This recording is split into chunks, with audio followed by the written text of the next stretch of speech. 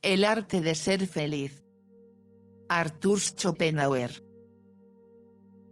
La sabiduría de la vida como doctrina bien podría ser sinónima de la eudemónica. Debería enseñar a vivir lo más felizmente posible y, en concreto, resolver esta tarea aún bajo dos restricciones, a saber, sin una mentalidad estoica y sin tener un aire de maquiavelismo. La primera, el camino de la renuncia y austeridad no es adecuado, porque la ciencia está calculada para el hombre normal y este está demasiado cargado de voluntad, vulgo sensualidad, como para querer buscar la felicidad por este camino. La última, el maquiavelismo, es decir, la máxima de alcanzar la felicidad a costa de la felicidad de todos los demás, no es adecuada porque en el hombre corriente no se puede presuponer la inteligencia necesaria para ello. El ámbito de la eudemonía se situaría, por tanto, entre el de estoicismo y el del maquiavelismo, considerando ambos extremos como caminos aunque más breves a la finalidad, pero sin embargo vedados a ella. Enseña cómo se puede ser lo más feliz posible sin mayores renuncias ni necesidad de vencerse a sí mismo y sin estimar a los otros directamente como simples medios para los propios fines. A la cabeza estaría la frase de que una felicidad positiva y perfecta es imposible, y que solo se puede esperar un estado comparativamente menos doloroso. Sin embargo, haber comprendido esto puede contribuir mucho a que seamos partícipes del bienestar que la vida admite. Además, que incluso los medios para ello solo están muy parcialmente en nuestro poder. A continuación se dividiría en dos partes. 1. Reglas para nuestra conducta hacia nosotros mismos. 2. Para nuestra conducta hacia otras personas. Antes de hacer esta división en dos partes, aún habría que definir con mayor precisión la finalidad, o sea considerar en qué consistiría la felicidad humana designada como posible y qué sería esencial para ella. En primer lugar, alegría del ánimo, temperamento feliz. Este determina la capacidad para el sufrimiento y la alegría. Lo más próximo a él, la salud del cuerpo, que está en una precisa relación con aquel, para el que es la condición casi inevitable. Tercero, tranquilidad del espíritu. Ser cuerdo es la parte principal de la felicidad. Sófocles, Antígona. La vida más grata está en la inconsciencia, Sófocles. Cuarto, bienes externos, en una medida muy reducida.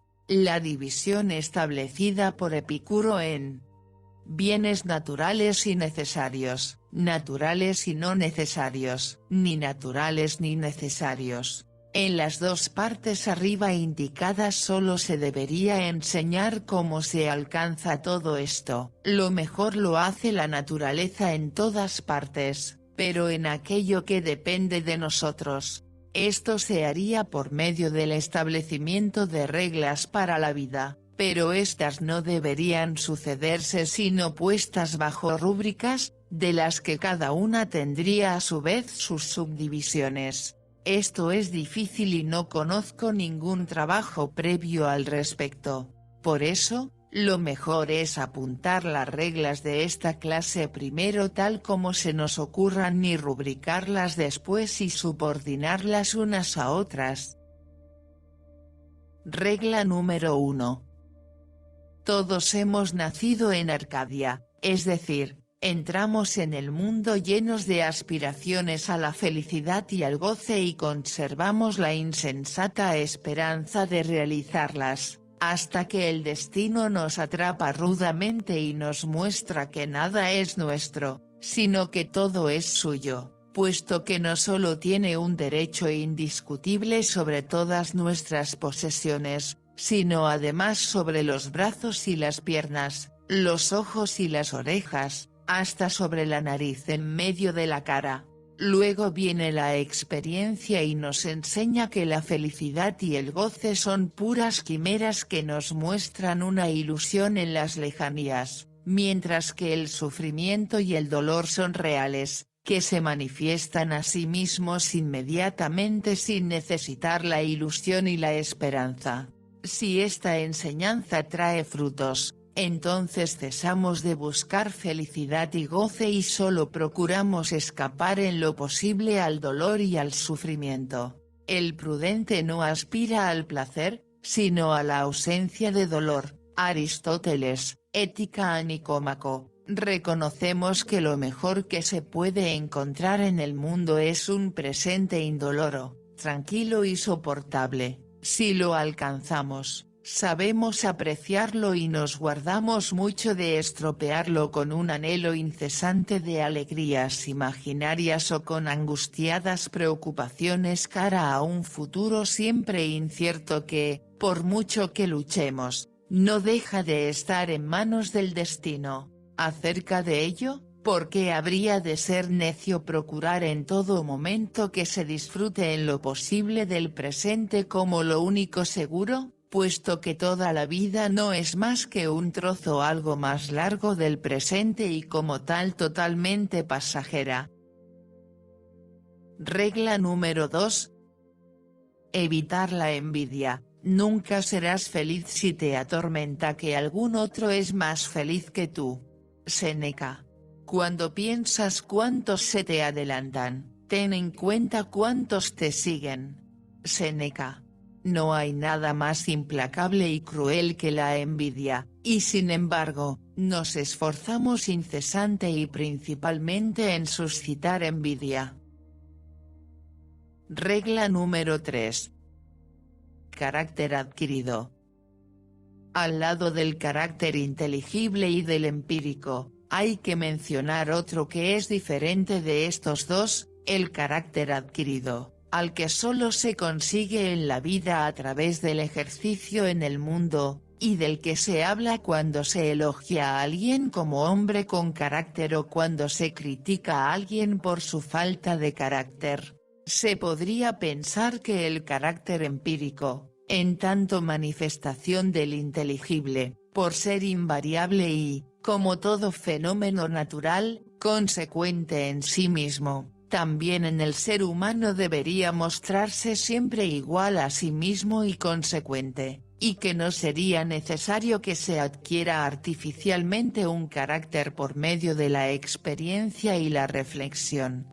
Pero no es así, y aunque siempre somos la misma persona, no siempre nos comprendemos a nosotros mismos en todo momento, sino que nos equivocamos con respecto a nosotros mismos hasta que hemos alcanzado en cierto grado el verdadero conocimiento de nosotros mismos. Siendo un mero impulso natural, el carácter empírico es en sí mismo irracional, es más, sus manifestaciones encima las perturba la razón, y lo hace tanto más cuanto mayor sea la sensatez y fuerza de pensamiento que posea una persona, porque éstas siempre le muestran lo que le corresponde al ser humano en general en tanto carácter de toda la especie y lo que son las posibilidades de éste a partir de su volición y sus esfuerzos.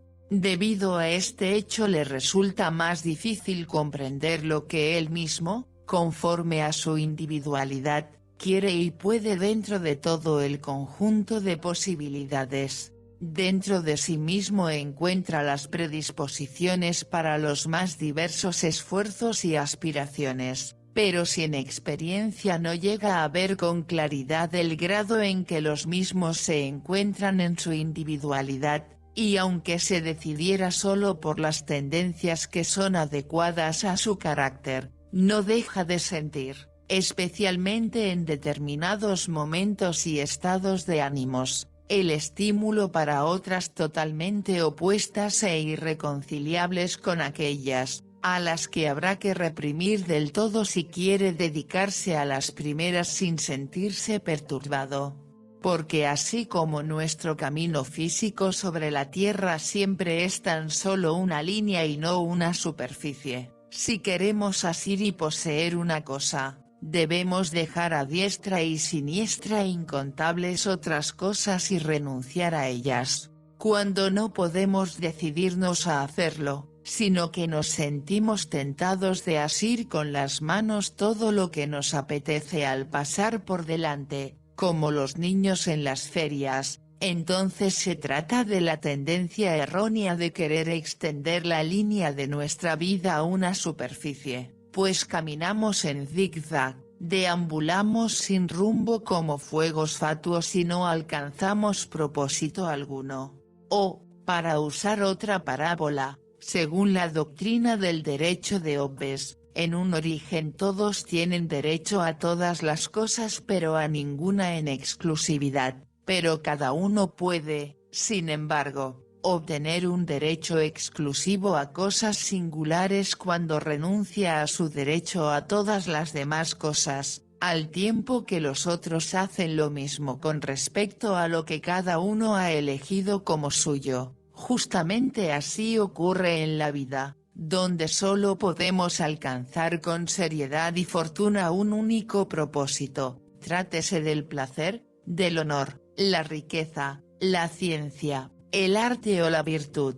Si abandonamos todas las exigencias que le son ajenas, si renunciamos a todo lo demás, por eso el mero querer, y también poder, por sí mismos aún no bastan, sino que un hombre también debe saber lo que quiere, y debe saber lo que puede hacer. Solo así dará pruebas de su carácter, y solo entonces puede realizar algo con logro. Antes de haber llegado a ese extremo, con indiferencia de las consecuencias naturales de su carácter empírico, de hecho no tiene carácter y aunque en conjunto debe ser fiel a sí mismo y recorrer su camino, es arrastrado por su demonio. Así, no seguirá una trayectoria perfectamente recta, sino una línea temblorosa y desigual, vacilará, se desviará, volverá atrás, se causará a sí mismo arrepentimientos y dolor.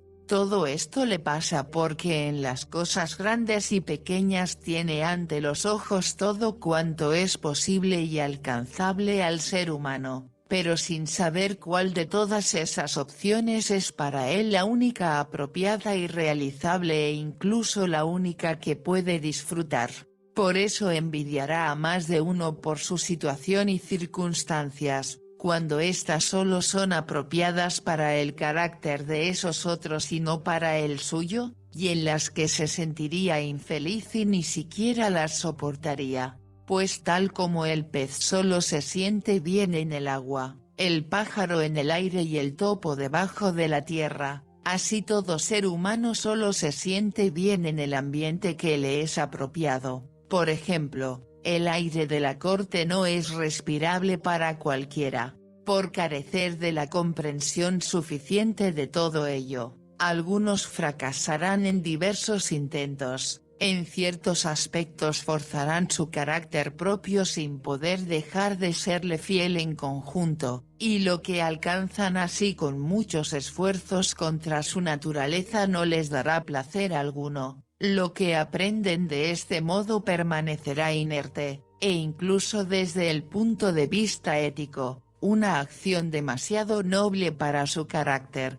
surgida no de un impulso puro e inmediato, sino a partir de un concepto o dogma, perderá todo su mérito también a sus propios ojos por el arrepentimiento egoísta que sentirá después. Belle non dicitur, el querer no se puede aprender, Séneca. Solo la experiencia nos enseña cuán inquebrantable es el carácter ajeno, y antes de aprenderlo creemos puerilmente que nuestros argumentos razonables, nuestros ruegos y súplicas, nuestro ejemplo y nuestra generosidad pueden llevar a alguien a abandonar su manera de ser, cambiar su forma de actuar, distanciarse de su modo de pensar o incluso ampliar sus capacidades, y lo mismo nos ocurre con nosotros mismos. Debemos aprender a partir de la experiencia qué es lo que queremos y de qué somos capaces.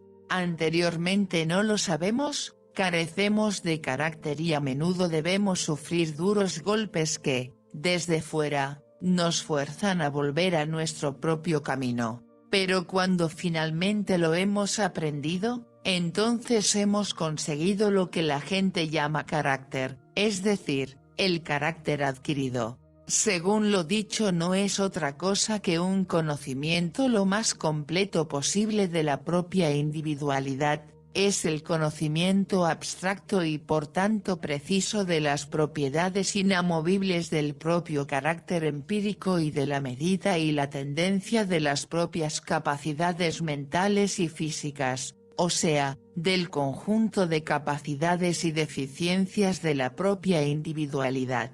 Esto nos pone en condiciones de desarrollar entonces de manera serena y metódica el papel que desempeña la propia persona. Esta, en sí misma, era invariable y antes la hemos dejado crecer de manera natural sin regla, pero, siguiendo conceptos firmes, podemos llenar las lagunas que el capricho o las flaquezas han causado en ella. Nuestra manera de actuar, de por sí ineludible a causa de nuestra naturaleza individual, ahora la hemos orientado según principios claramente conscientes a los que tenemos siempre presentes, de modo que la desenvolvemos tan pensadamente como si la hubiésemos aprendido, sin dejarnos confundir por la influencia pasajera de un estado de ánimo o la impresión del momento, sin sentirnos inhibidos por la amargura o la dulzura de un hecho singular que encontramos en nuestro camino, sin titubeos, vacilaciones ni gestos inconsecuentes. Ya no actuaremos como principiantes que ponderan, intentan, tantean, para ver lo que realmente quieren o pueden hacer, sino que lo sabemos de una vez por todas, de modo que, en cualquier elección, solo hemos de aplicar proposiciones generales a casos particulares y llegamos pronto a la decisión. Conocemos nuestra voluntad en general y no nos dejamos seducir por estados de ánimo o sugerencias externas a decidir en lo particular lo que en conjunto es contrario a aquella. También conocemos la índole y la dimensión de nuestras capacidades y deficiencias, lo cual nos ahorrará muchos pesares. En efecto, no hay realmente otra manera de disfrutar que no sea el uso y la sensación de las propias fuerzas, y el mayor dolor nos causa la percepción de la carencia de fuerzas donde las necesitaríamos. Una vez que hemos averiguado dónde están nuestras capacidades e insuficiencias, cultivaremos nuestras disposiciones naturales sobresalientes para usarlas y aprovecharlas de todas las maneras posibles, y nos encaminaremos siempre en aquella dirección donde son útiles y válidas, mientras que evitaremos por completo, venciendo nuestros impulsos, a los propósitos para los que por naturaleza tenemos poco talento. Nos cuidaremos de intentar hacer lo que de todos modos no logramos.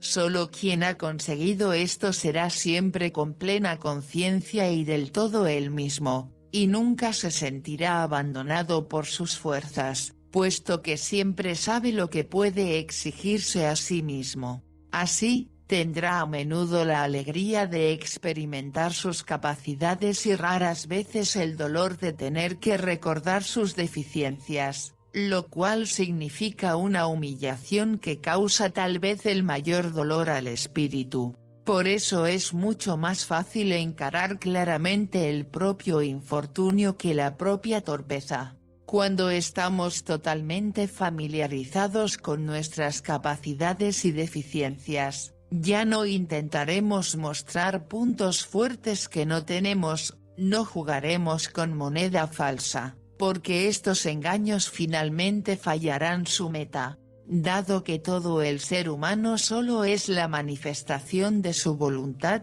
no puede haber nada más erróneo que, partiendo de la reflexión, pretender ser alguien diferente del que se es, porque esto significa una contradicción directa de la voluntad consigo misma.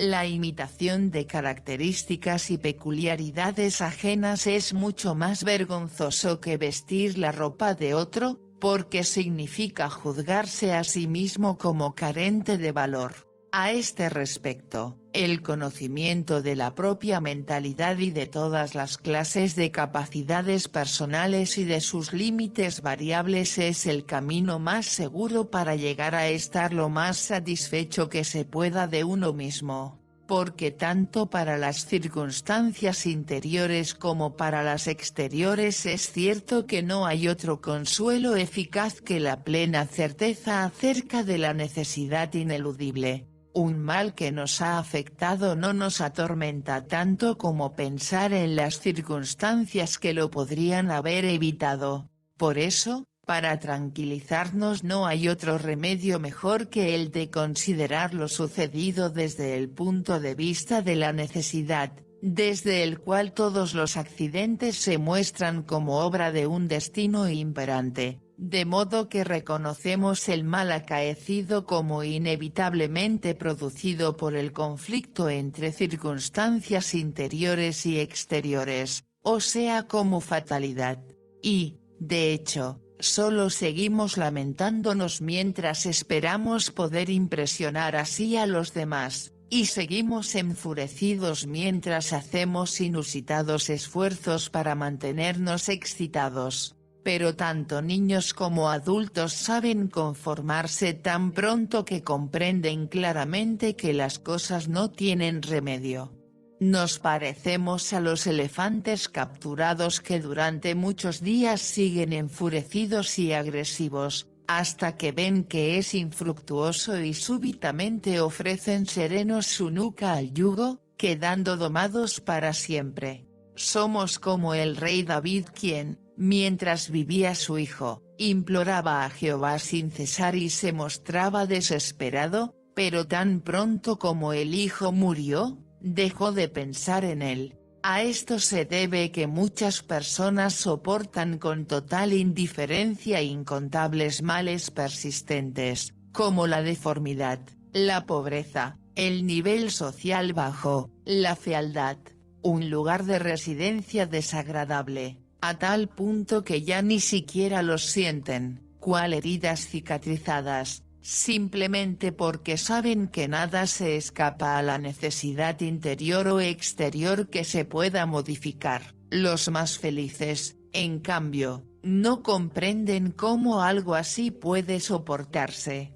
Nada nos reconcilia más firmemente con la necesidad exterior e interior como su conocimiento preciso. Cuando hemos reconocido de una vez por todas nuestros fallos y deficiencias lo mismo que nuestras características buenas y capacidades, y hemos puesto nuestras metas de acuerdo con ellas, conformándonos con el hecho de que ciertas cosas son inalcanzables, entonces evitamos de la manera más segura y en la medida en que nuestra individualidad lo permite el sufrimiento más amargo, que es el descontento con nosotros mismos como consecuencia inevitable del desconocimiento de la propia individualidad, de la falsa presunción y la arrogancia que resulta de ella.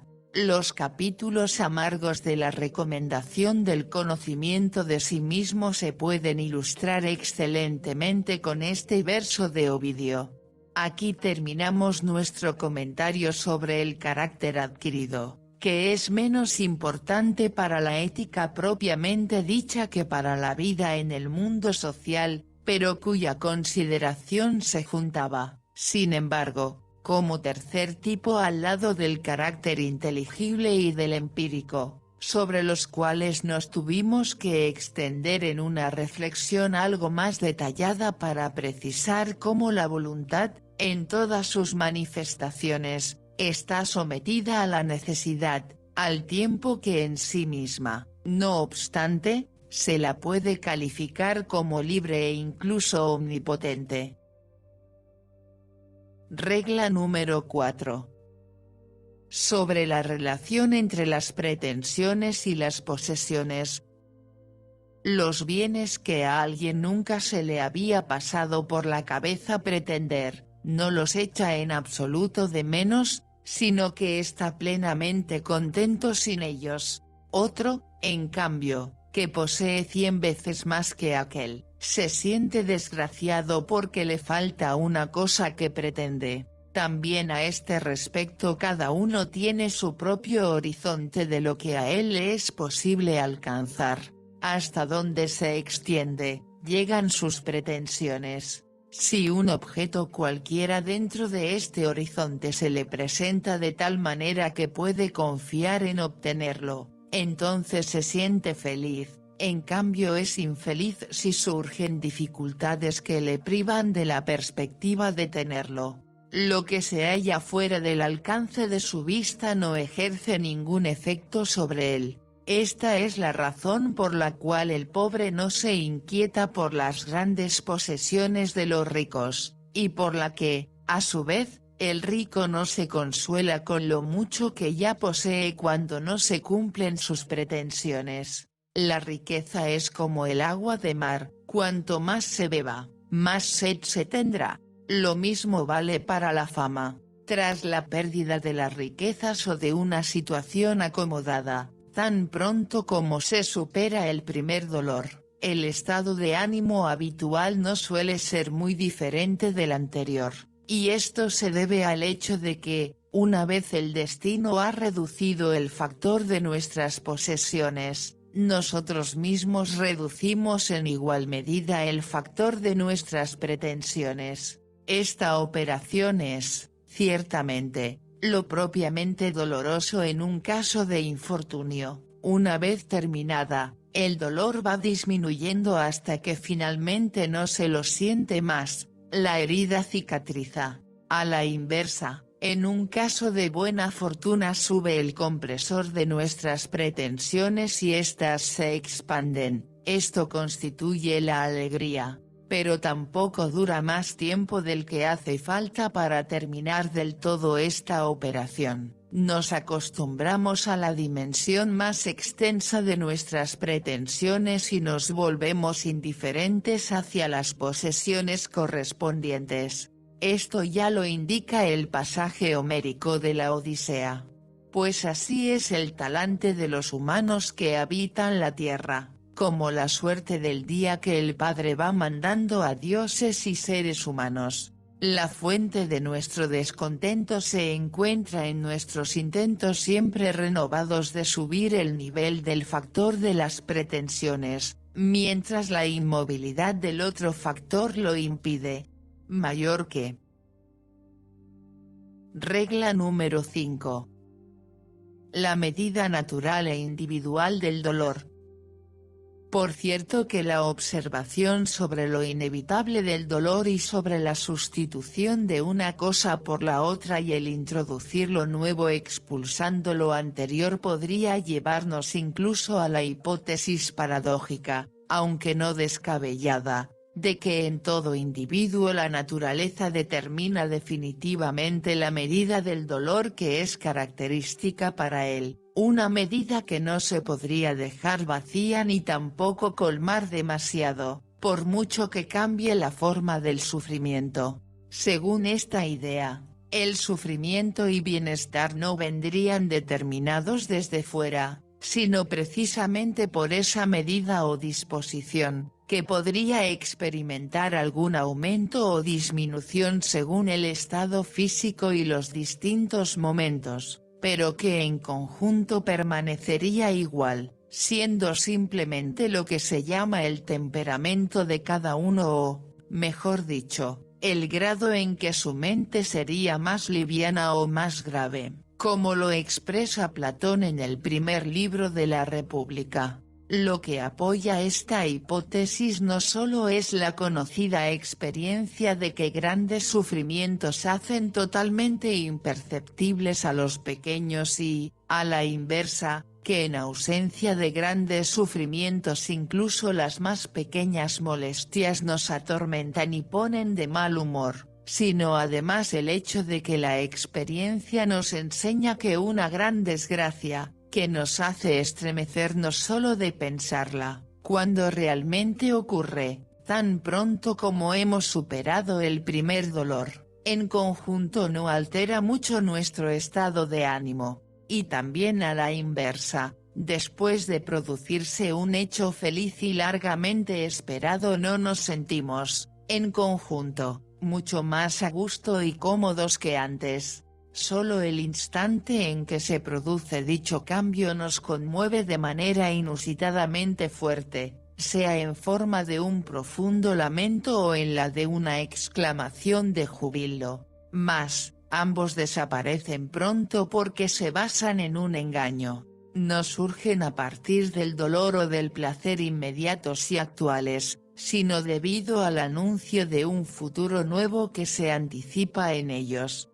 Solo por el hecho de que el dolor o la alegría hacen un préstamo al futuro es posible que sean tan inusualmente grandes y, por tanto, no duraderos. A favor de la hipótesis según la cual tanto en la cognición como en los sentimientos de sufrimiento o bienestar una gran parte estaría determinada subjetivamente y a priori, se pueden alegar todavía como prueba las observaciones de que, al parecer, el ánimo alegre o triste de las personas no está determinado por circunstancias externas, como riqueza o clase social, porque entre los pobres encontramos al menos el mismo número de caras contentas que entre los ricos. Por añadidura, los motivos que llevan al suicidio son muy diversos, de manera que no podemos indicar una desgracia lo bastante grande para que induzca con gran probabilidad a cualquier carácter al suicidio, y hay pocos males pequeños que,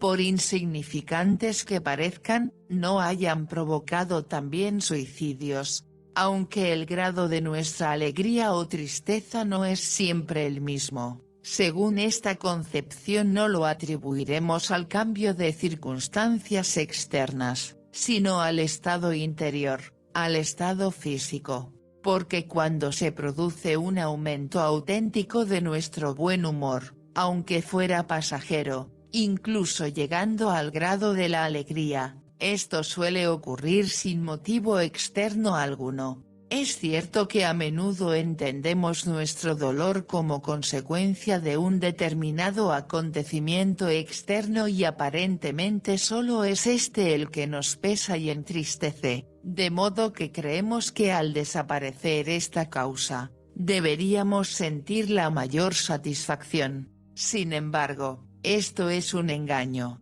Según nuestra hipótesis, la magnitud de nuestro dolor y bienestar en su conjunto está determinada subjetivamente en cada momento y, en relación a nuestro dolor, cualquier motivo externo de tristeza es tan solo lo que para el estado físico sería un vejigatorio que concentra todos los humores malignos repartidos en el cuerpo.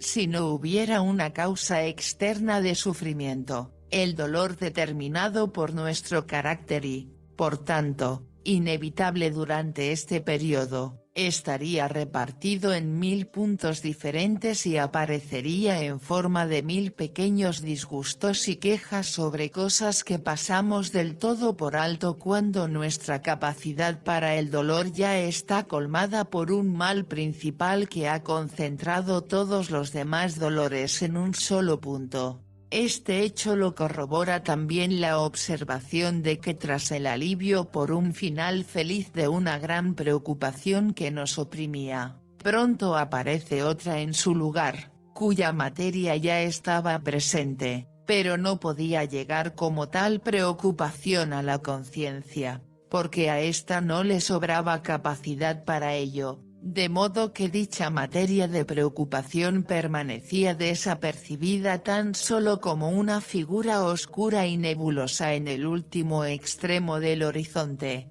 En cambio, en el momento de disponer nuevamente de espacio, esta materia ya configurada se acerca y ocupa el trono de la preocupación dominante. ¿P?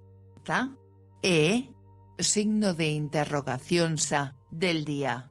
Aunque según su materia pueda ser mucho más ligera que la materia de la preocupación desaparecida, es capaz de inflarse de tal manera que aparentemente se iguala en magnitud a la anterior, llenando así por completo el trono de la preocupación principal del día. La alegría desmesurada y el dolor intenso siempre se dan en la misma persona, porque ambos se condicionan mutuamente y también están condicionados por una gran vivacidad del espíritu. Como acabamos de ver, no son producto de la pura actualidad, sino de la anticipación del futuro, pero, dado que el dolor es esencial a la vida y también en cuanto a su grado solo determinado por la naturaleza del sujeto, de modo que los cambios repentinos, de hecho, no pueden cambiar su grado, por eso el júbilo o el dolor excesivos siempre se basan en un error y una ilusión. En consecuencia, ambas tensiones excesivas del estado de ánimo se podrían evitar por medio de la sensatez. Todo júbilo desmesurado, exultatio, insolens laetitia, se basa siempre en la ilusión de haber encontrado algo en la vida que de hecho no se puede hallar en ella, a saber, una satisfacción permanente de los deseos o preocupaciones que nos atormentan y que renacen constantemente. De cada una de estas ilusiones hay que retornar más tarde inevitablemente a la realidad y pagarla, cuando desaparece, con la misma cuantía de amargo dolor que tenía la alegría causada por su aparición. En este sentido se parece bastante a un lugar elevado al que se ha subido y del que solo se puede bajar dejándose caer. Por eso habría que evitar las ilusiones, pues cualquier dolor excesivo que aparece repentinamente no es más que la caída desde semejante punto elevado, o sea, la desaparición de una ilusión que lo ha producido. Por consiguiente podríamos evitar ambos, si fuéramos capaces de ver las cosas siempre claramente en su conjunto y en su contexto y de cuidarnos de creer que realmente tienen el color con el que desearíamos verlas. La ética estoica se propuso principalmente liberar el ánimo de todas estas ilusiones y sus consecuencias y de dotarlo, en cambio, con una ecuanimidad inalterable. Esta es la convicción que inspira a Horacio en su conocida Oda. Recuerda que en tiempos arduos hay que conservar la ecuanimidad, lo mismo que en buenos un ánimo que domina prudentemente la alegría excesiva.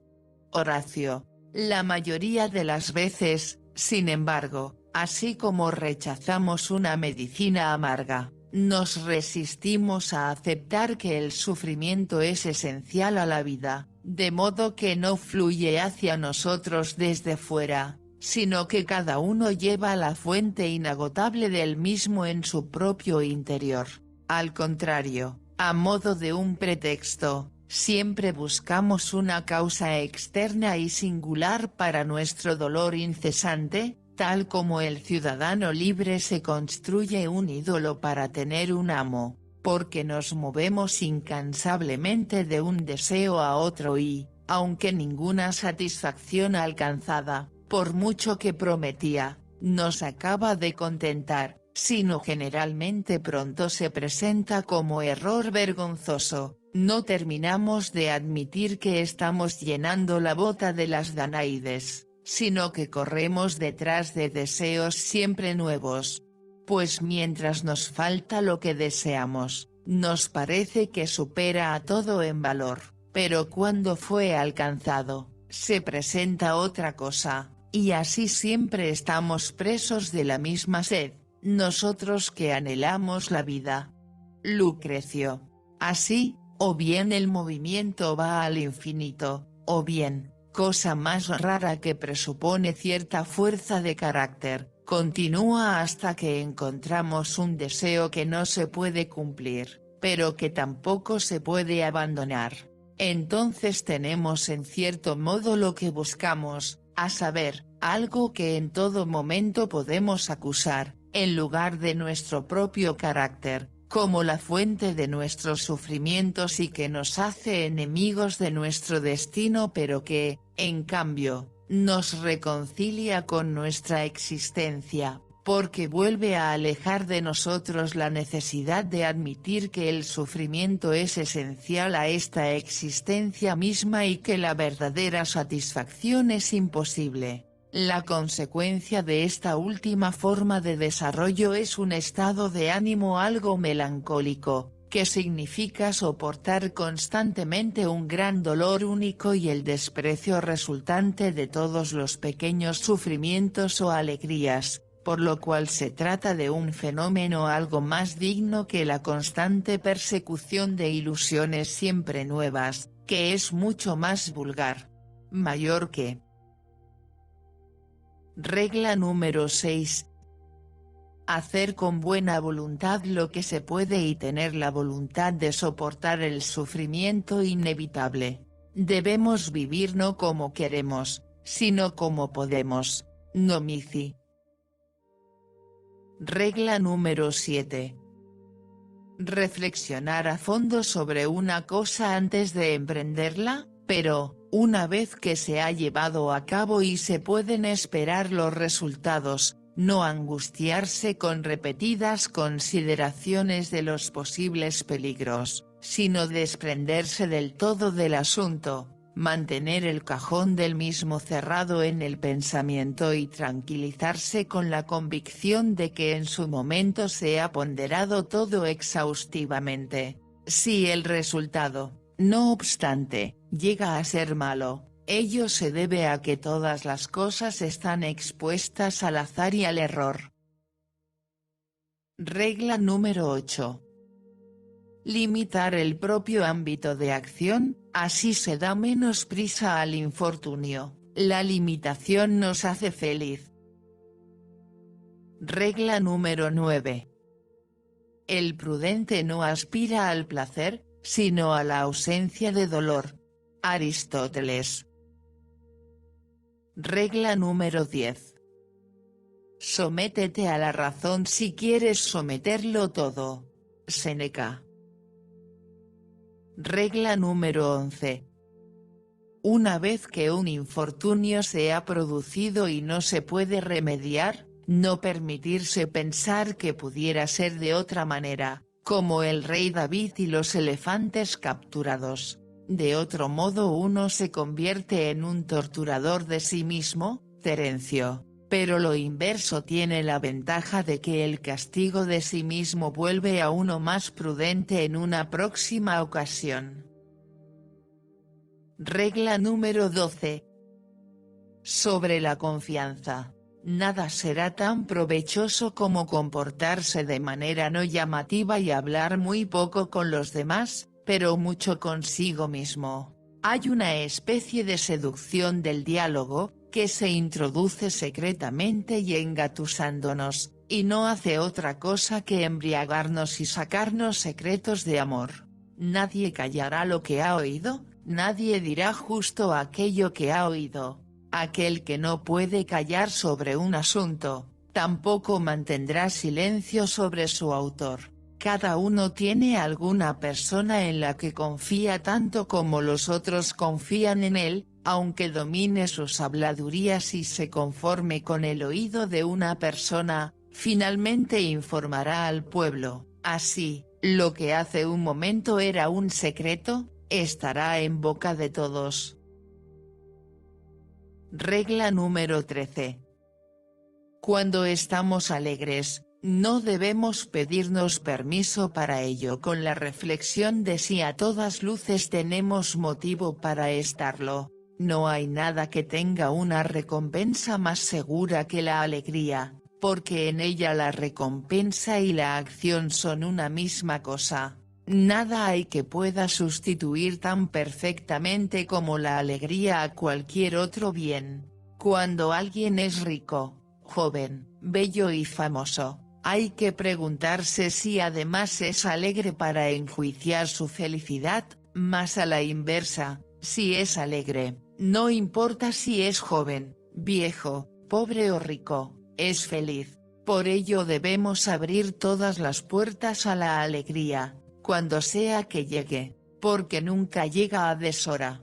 En cambio, A menudo tenemos reparos en dejarla entrar, porque primero queremos considerar si realmente tenemos motivo para estar alegres o si eso no nos distrae de nuestras reflexiones serias y preocupaciones profundas. Lo que mejoramos con estas últimas es muy incierto, mientras que la alegría es la ganancia más segura, y puesto que solo tiene valor para el presente, es el bien más elevado para aquellos seres cuya realidad tiene la forma de un presente indivisible entre dos tiempos infinitos. Si es así que la alegría es el bien que puede sustituir a todos los demás, mientras que ningún otro bien la puede sustituir a ella, por consiguiente deberíamos preferir la adquisición de este bien a la de cualquier otra cosa.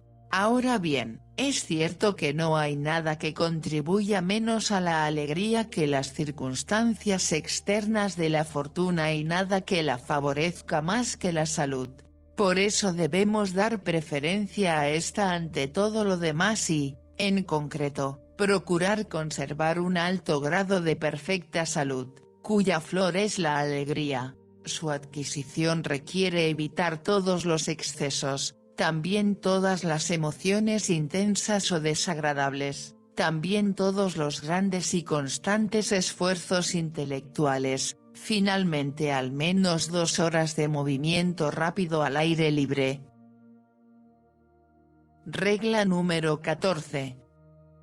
Se podría decir que buena parte de la sabiduría de la vida se basa en la justa proporción entre la atención que prestamos en parte al presente y en parte al futuro para que la una no pueda estropear a la otra. Muchos viven demasiado en el presente, los imprudentes, otros demasiado en el futuro, los miedosos y preocupados. Raras veces alguien mantendrá la medida justa. Quienes solo viven en el futuro con sus ambiciones, que siempre miran hacia adelante y corren impacientes al encuentro de las cosas venideras como si solo éstas pudieran traer la verdadera felicidad, y dejan que, mientras tanto, el presente pase de largo sin disfrutarlo ni prestarle atención. Estas personas se parecen al asno italiano de Tischbein, con su fajo de heno atado con una cuerda delante de él para acelerar su paso. Siempre viven solo ad interim, hasta que mueren. La tranquilidad del presente solo la pueden molestar aquellos males que son seguros y cuyo momento de producirse es igualmente seguro, pero hay muy pocos que sean así, porque o bien son males solo posibles o en todo caso probables, o bien son seguros pero el momento de su acaecimiento es del todo incierto, como por ejemplo, la muerte. Si nos entregamos a estos dos tipos de malestar, no nos quedará ni un instante de tranquilidad. Para no perder la serenidad de toda nuestra vida ante males inciertos o indefinidos, debemos acostumbrarnos a ver los primeros como si nunca llegaran y a los segundos como si con seguridad no acaecerían en el momento actual. Regla número 15. Un hombre que se mantiene sereno ante todos los accidentes de la vida, solo muestra que sabe cuán inmensas y diversas son las posibles contrariedades de la vida y que, por eso contempla un mal presente como una pequeña parte de aquello que podría venir, y a la inversa, quien sabe esto último y lo tiene en cuenta, siempre mantendrá la serenidad. Regla número 16. Todos hemos nacido en Arcadia, es decir que entramos en el mundo con muchas exigencias de felicidad y goce y conservamos la necia esperanza de realizarlas hasta que el destino nos agarra rudamente y nos muestra que nada es nuestro, y que todo es suyo, porque tiene un derecho indisputable no solo sobre nuestras posesiones y adquisiciones, sino sobre nuestros brazos y piernas, ojos y orejas y hasta sobre nuestra nariz en medio de la cara. Después viene la experiencia y nos enseña que la felicidad y el placer son puras quimeras que se nos muestran a lo lejos como una imagen engañosa, mientras que el sufrimiento y el dolor son reales, se manifiestan inmediatamente por sí mismos sin necesitar la ilusión o la expectación. Si aprendemos de su enseñanza, dejamos de perseguir la felicidad y el placer y solo procuramos evitar en lo posible el dolor y el sufrimiento. El prudente no aspira al placer, sino a la ausencia de dolor. Aristóteles, Ética a Nicomaco. Comprendemos que lo mejor que se puede encontrar en el mundo es un presente indoloro, tranquilo y soportable. Si lo conseguimos sabemos apreciarlo y nos cuidamos mucho de estropearlo con un anhelo incesante de alegrías imaginarias o con ansiosas preocupaciones cara a un futuro siempre incierto, que de todos modos está en manos del destino, por mucho que forcejemos. Regla número 17. Puesto que toda felicidad y todo placer son de carácter negativo, mientras que el dolor es positivo, resulta que la vida no tiene la función de ser disfrutada, sino que nos es infligida. Hemos de padecerla, por eso degere vitam, vita de fungi, scampa così con acento grave. Quien ha atravesado su vida sin mayores dolores físicos o psíquicos, ha tenido la mayor suerte que ha podido encontrar. No le ocurre lo mismo a quien ha encontrado las mayores alegrías y placeres. Quien pretende medir el curso de la vida según estos últimos, aplica un parámetro totalmente equivocado, porque las alegrías son negativas. Pensar que puedan hacernos feliz no es más que una ilusión cultivada y acariciada por la envidia, puesto que no se las experimenta positivamente. En cambio, sí a los dolores, de modo que estos son el parámetro de la felicidad de la vida, y se miden por su ausencia. De lo dicho aquí se sigue que no hay que comprar los placeres al precio de dolores, aunque solo sean dolores posibles, porque de otro modo se paga algo negativo e ilusorio con algo positivo y real. A la inversa, en cambio, es una ganancia cuando se sacrifican placeres para pagar así el estar libre de dolores. La razón es la misma. En ambos casos es indiferente si los dolores preceden o siguen a los placeres. El prudente no aspira al placer, sino a la ausencia de dolor. Aristóteles, Ética a Nicomaco.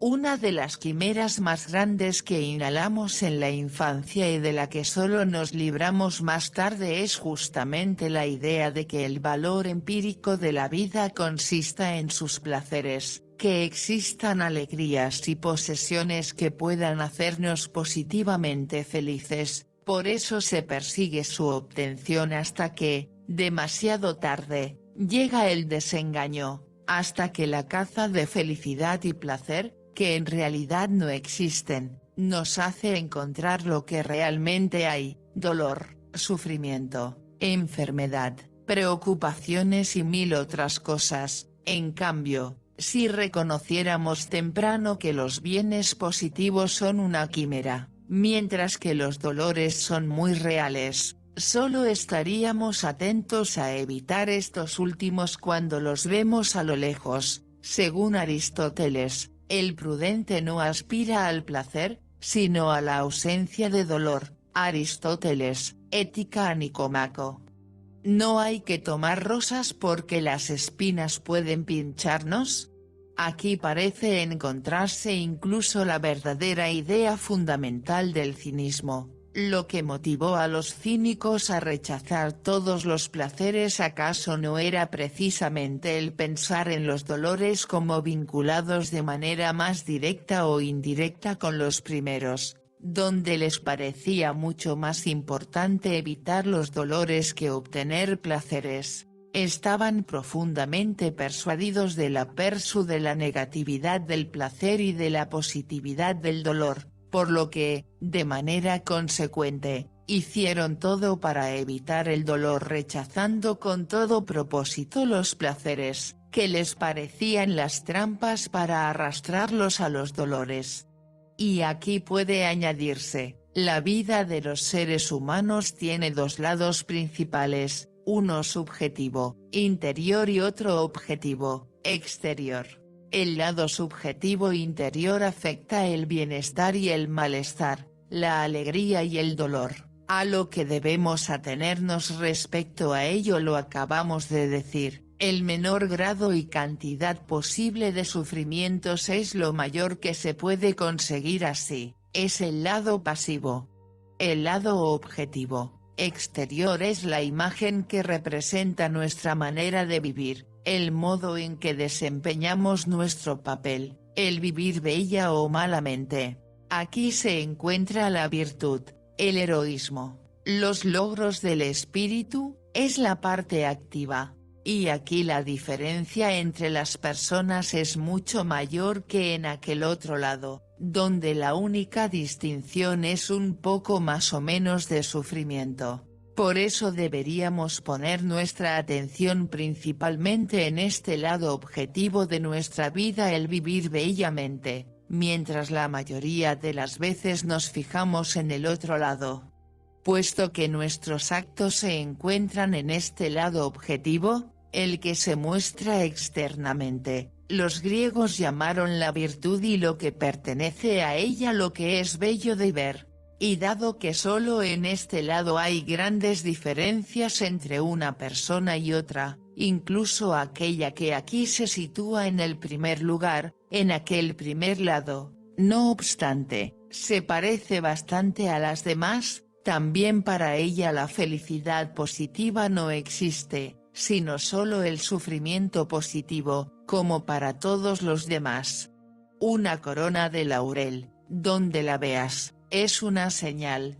La corona de laurel, donde se te aparece, es una señal de sufrimiento más que de felicidad. Goethe. Regla número 18. En todas las cosas que afectan nuestro bienestar y malestar, nuestras esperanzas y temores, hay que poner riendas a la fantasía.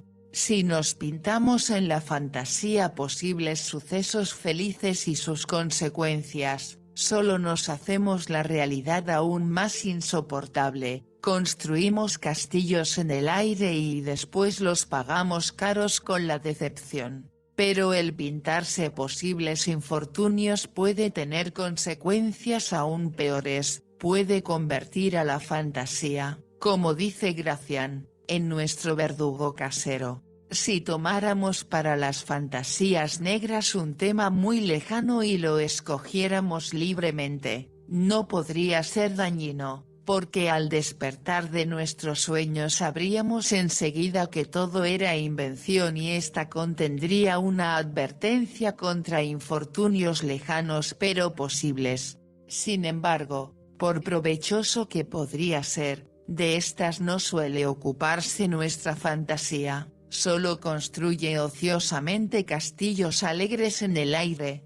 En cambio, cuando alguna desventura ya nos amenaza realmente, a menudo la fantasía se dedica a recrearla pintándola siempre más grande, acercándola más y haciéndola más terrible de lo que es. No podemos deshacernos de un sueño de esta clase al despertarnos, como lo haríamos con uno alegre. A este lo desdice inmediatamente la realidad, y lo que aún pudiera contener de aspectos posibles lo dejamos en manos del destino. No pasa lo mismo al despertar de fantasías oscuras, nos falta el parámetro del grado de la probabilidad de la cosa, la hemos acercado y puesto ante nosotros, su posibilidad, en general, es segura, se convierte para nosotros en algo verosímil y sufrimos mucha angustia. Las cosas que afectan nuestro bienestar y malestar solo las tenemos que tratar con la capacidad de juicio, que opera con conceptos e in abstracto, con la reflexión sobria y fría.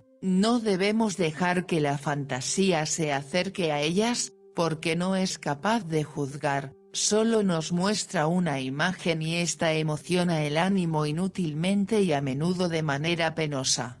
Por tanto, poner riendas a la fantasía. Regla número 19. No hay que entregarse a grandes júbilos ni a grandes lamentos ante ningún suceso, porque la variabilidad de todas las cosas puede modificarlo por completo en cualquier momento. En cambio, disfrutar en todo momento el presente lo más alegremente posible, esta es la sabiduría de la vida. Pero la mayoría de las veces hacemos lo contrario, los planes y las preocupaciones cara al futuro, o también la nostalgia del pasado nos ocupan tan plena y constantemente que casi siempre menospreciamos y descuidamos el presente. Y, sin embargo, solo este es seguro, mientras que el futuro y también el pasado casi siempre son diferentes de cómo los pensamos. Engañándonos de esta manera, nos privamos de toda la vida. Aunque para la eudemonía esto es bastante adecuado, de una filosofía más seria resulta, en cambio, que si bien la búsqueda del pasado siempre es inútil, la preocupación por el futuro lo es a menudo y por eso solo el presente es el escenario de nuestra felicidad. Lo cierto es, sin embargo, que este presente se convierte en pasado a cada momento y entonces resulta tan indiferente como si nunca hubiese existido. ¿Dónde queda, pues, un espacio para nuestra felicidad? Regla número 20. Mostrar ira u odio en palabras o en la expresión de la cara es inútil, peligroso, imprudente, ridículo y vulgar. Por eso no se debe mostrar la ira o el odio de ninguna otra manera que en los actos. Esto último se hará tanto más perfectamente cuanto más completamente se habrá evitado lo primero. Regla número 21. Puesto que los asuntos de la vida que nos conciernen aparecen y se entrelazan de una manera totalmente inconexa, fragmentaria, sin relación entre ellos y están en un contraste extremo sin tener nada más en común que el hecho de ser nuestros asuntos, debemos organizar nuestra manera de pensarlos y de preocuparnos por ellos igualmente de forma fragmentaria para que ésta les corresponda, es decir, debemos poder abstraer, debemos pensar, arreglar, disfrutar, sufrir cada cosa en su momento, sin preocuparnos de todo lo demás, tener, por así decirlo, cajons para nuestros pensamientos, donde abrimos uno y cerramos todos los demás. Así, una grave preocupación no nos destruirá cualquier pequeño placer actual privándonos de todo sosiego, una reflexión no desplazará a otra. La preocupación por un asunto grande no alterará en todo momento la preocupación por 100 asuntos pequeños etc. Como en tantas otras ocasiones, aquí hay que ejercer una coacción sobre sí mismo, en la cual nos apoyará la reflexión de que cualquier persona debe sufrir de todos modos tantas y tan grandes coacciones y que una vida sin muchas coacciones sería imposible, pero que una pequeña coacción de sí mismo aplicada en el lugar justo puede prevenir a muchas coacciones posteriores desde fuera. Del mismo modo como un pequeño segmento de un círculo cerca del centro corresponde y equivale a un segmento 100 veces mayor en la periferia más externa, nada permite sustraernos mejor a la coacción externa que la coacción que nos aplicamos a nosotros mismos. Por eso, sométete a la razón si quieres sometértelo todo, Séneca. Además, siempre mantenemos el poder sobre nuestra autocoacción, y en un caso extremo o cuando afecta el punto más sensible de nuestra naturaleza, podemos aflojarla. En cambio la coacción externa es desconsiderada, intolerante y despiadada. Por eso está bien prevenir esta por medio de aquella. Regla número 22. La primera proposición de la eudemonología es precisamente que esta expresión es un eufemismo y que vivir feliz solo puede significar vivir lo menos infeliz posible o, dicho más brevemente, de manera soportable. Se podría defender muy bien la afirmación de que el fundamento de la verdadera sabiduría de la vida en la frase de Aristóteles consiste únicamente en evitar en lo posible los incontables males de la vida sin interesarse en absoluto por sus placeres y cosas agradables. De otro modo sería falsa la frase de Voltaire: le bonheur n'est qu'une re con acento circunflejo b, et la douleur est reye, pero, de hecho, es verdadera.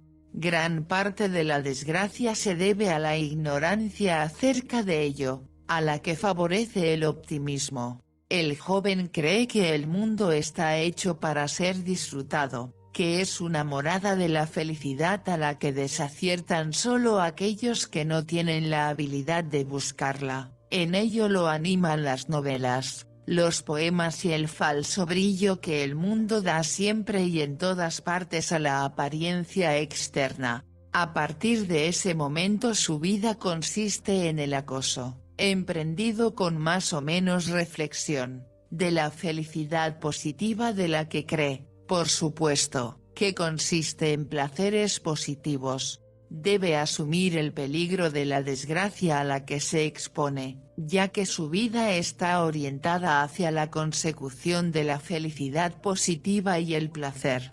La caza de un venado que no existe lo lleva normalmente a la muy real y positiva desgracia. El camino de la sabiduría de la vida, en cambio, consiste en partir de la convicción de que toda felicidad y placer solo son de carácter negativo, mientras que el dolor y la carencia son de índole real y positiva. A partir de ahí lo que orienta todo el plan de vida es el propósito de evitar el dolor y de mantenerse alejado de la carencia, y a este respecto se puede lograr algo, pero con cierta seguridad solo cuando no se altera el plan con la aspiración a la quimera de la felicidad positiva. Una confirmación de esto es el principio básico de Mittler en las afinidades selectivas.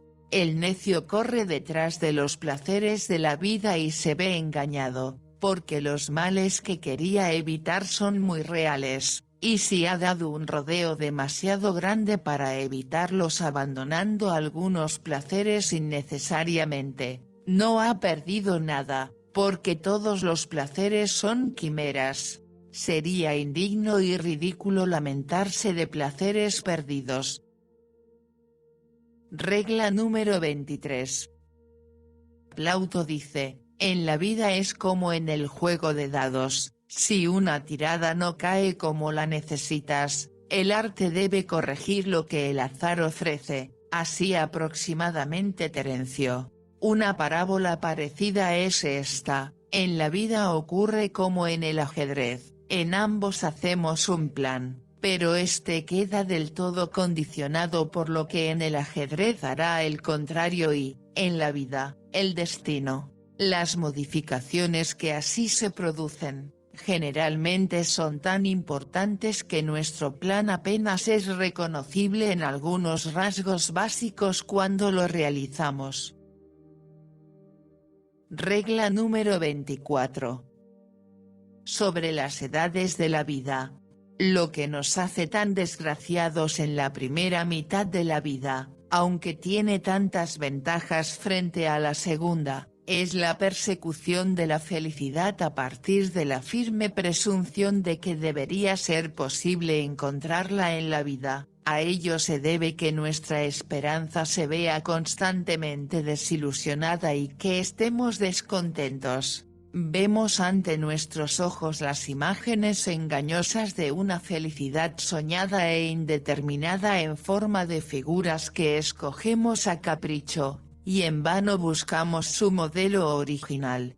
En la segunda mitad de la vida, el lugar del anhelo siempre insatisfecho de felicidad lo ocupa la preocupación por el infortunio. Encontrar para esta una solución es algo objetivamente posible, porque ahora estamos finalmente curados de aquella presunción y solo buscamos la tranquilidad y, en lo posible, la ausencia de dolor, de lo cual puede resultar un estado notablemente más satisfactorio que el primero, puesto que deseamos algo alcanzable y esto tiene mayor peso que las carencias propias a la segunda mitad de la vida.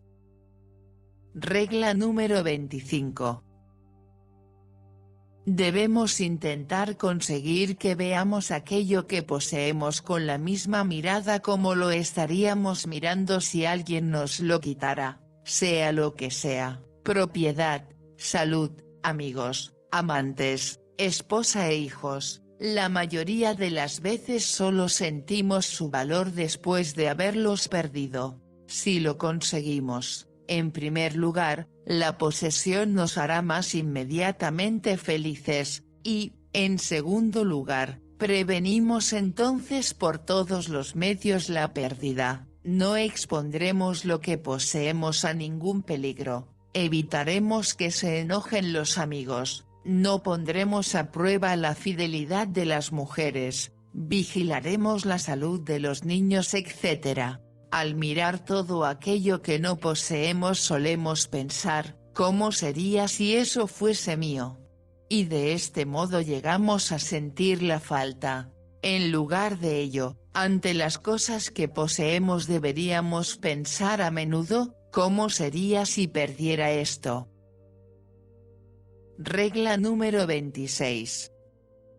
Poner una meta a nuestros deseos, frenar nuestras apetencias, domar nuestra ira, tener siempre en mente que el ser humano no puede alcanzar más que una mínima parte de todo lo deseable y que muchos males son inevitables, así podremos, sustinere et abstinere. Además, también en posesión de la mayor riqueza y del mayor poder nos sentiremos miserables. Mientras emprendes una obra lee y consulta siempre a los doctos acerca de cómo puedas llevar la vida con la mente serena. Que el deseo siempre necesitado no te atormente, ni tampoco el miedo y la esperanza ante cosas poco útiles. Horacio. Regla número 27. Observar más a menudo a los que se encuentran peores que a los que parecen estar mejores en comparación con nosotros. Para nuestros verdaderos males no hay consuelo más eficaz que la observación de sufrimientos mucho más grandes de otros, al lado aquel que nos da el trato con los sociis malorum que se encuentran en la misma situación como nosotros. Regla número 28. Sobre las edades de la vida. Es un error compadecer la falta de alegría de la vejez y lamentar que algunos placeres les son negados. Todo placer es relativo, a saber, no es más que la satisfacción, el saciar una necesidad. El hecho de que el placer queda suprimido cuando se elimina la necesidad es tan poco lamentable como el de que alguien no puede seguir comiendo después de levantarse de la mesa o que no puede seguir durmiendo después del descanso nocturno. Es mucho más correcto el juicio de Platón, República, y, sobre la vejez por considerarla feliz en cuanto finalmente se calma la apetencia carnal por las mujeres. La comodidad y la seguridad son las necesidades principales de la vejez. Por eso los viejos aman sobre todo el dinero como sustituto de las fuerzas que les faltan. Al lado de ello están los placeres de la comida que sustituyen los placeres del amor. El lugar del deseo de ver, viajar y aprender lo ocupa el de enseñar y hablar, pero es una suerte para el anciano si conserva el amor por el estudio, por la música e incluso por el teatro. Regla número 29. La frase de Epicuro. La riqueza acorde con la naturaleza está delimitada y es fácil de conseguir, pero la de las vanas ambiciones se derrama al infinito. Entre los deseos unos son naturales y necesarios, otros naturales y no necesarios, otros no son naturales ni necesarios, sino que nacen de la vana opinión. Regla número 30. La actividad, el emprender algo o incluso solo aprender algo es necesario para la felicidad del ser humano. Quiere poner en acción sus fuerzas y percibir de alguna manera el éxito de estas actividades, tal vez porque esto le garantiza que sus fuerzas pueden cubrir sus necesidades. Por eso, durante largos viajes de recreo, uno se siente a veces muy infeliz. Esforzarse y luchar contra algo que se resiste es la necesidad más esencial de la naturaleza humana. La inmovilidad, que sería plenamente suficiente para el placer tranquilo, le resulta imposible. Superar obstáculos es el placer más completo de su existencia, para él no hay nada mejor. Los obstáculos pueden ser puramente de carácter material, como en el actuar y en el emprender cosas, o de carácter espiritual, como en el estudio y la investigación. La lucha con ellos y la victoria sobre ellos son los placeres completos de su vida. Si le faltan ocasiones, las crea como puede. En este caso su naturaleza le empuja inconscientemente a buscar peleas, a tramar intrigas o a cometer bribonadas u otras maldades, según las circunstancias. Regla número 31. Para las ambiciones no hay que tomar como guía las imágenes de la fantasía, sino los conceptos. Generalmente ocurre lo contrario, particularmente en la juventud. La meta de nuestra felicidad se fija en forma de algunas imágenes que a menudo vemos en la fantasía durante toda la vida o hasta su mitad, y que en realidad son fantasmas burlones, porque cuando las hemos alcanzado se desvanecen, y vemos que no cumplen nada de lo que prometen. De esta clase son ciertas escenas aisladas de la vida hogareña, burguesa y campestre. Imágenes del hogar, de los alrededores etc.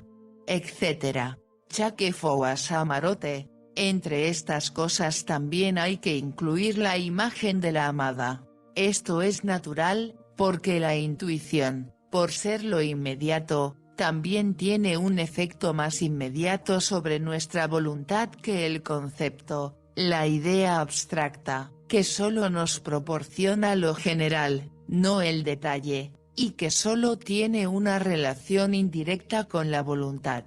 Pero el concepto, por el contrario, cumple su palabra.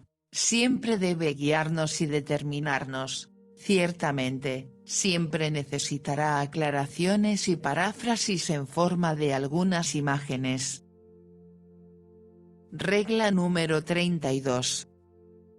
Al menos 9/10 de nuestra felicidad se basan únicamente en la salud, porque de esta depende en primer lugar el buen humor. Donde está presente, parece que las circunstancias externas desfavorables y hostiles se soportan mejor que las más felices cuando un estado enfermizo nos pone de mal humor o nos angustia. Compárese la manera en que se ven las mismas cosas en días de salud y alegría y en días de enfermedad. Lo que produce nuestra felicidad o desgracia no son las cosas tal como son realmente en la conexión exterior de la experiencia, sino lo que son para nosotros en nuestra manera de comprenderlas.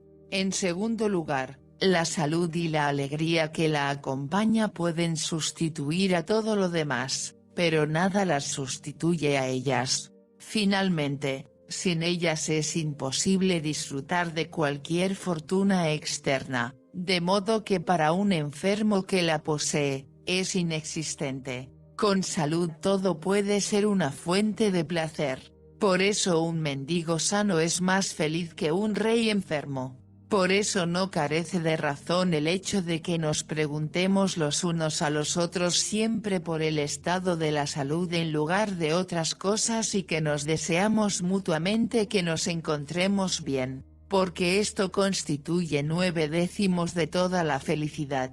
De ello se sigue que la mayor de las necedades consiste en sacrificar la salud a lo que sea, adquisiciones, erudición, fama, promoción, y menos aún satisfacciones carnales y placeres fugaces. Al contrario, siempre hay que posponer a ella todas y cada una de las otras cosas.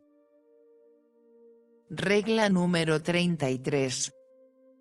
Debemos llegar a dominar la impresión de lo intuitivo y presente, que es desproporcionadamente fuerte frente a lo puramente pensado y sabido, no por su materia y contenido, que a menudo son muy insignificantes, sino por su forma, por prestarse a la intuición, por su inmediatez, con las que la impresión importuna el ánimo y altera su tranquilidad o incluso hace vacilarlo en sus propósitos. Algo agradable a lo que hemos renunciado después de reflexionar, nos excita al verlo. Un juicio nos hiere aunque conocemos su incompetencia, una ofensa nos enfurece aunque somos conscientes de su bajeza, la falsa apariencia de la presencia real de un peligro pesa más que 10 buenas razones contra su existencia, etc.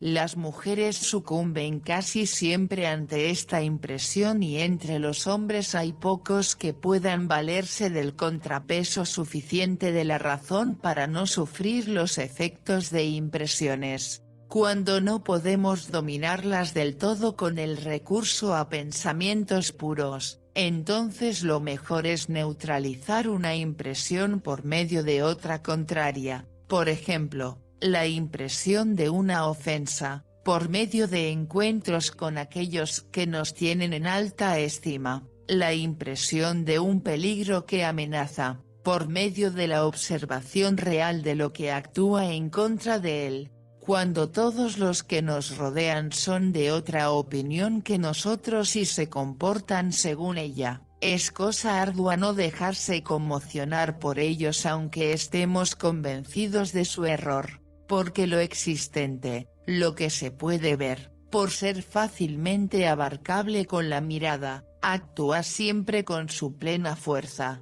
Los pensamientos y razones, en cambio, requieren tiempo y tranquilidad para ser elaborados mentalmente, de modo que no los podemos tener presentes en cada momento. Para un rey fugitivo que viaja de incógnito, la secreta ceremonia de sumisión de su acompañante habitual debe de ser un apoyo casi necesario para que no acabe dudando de sí mismo.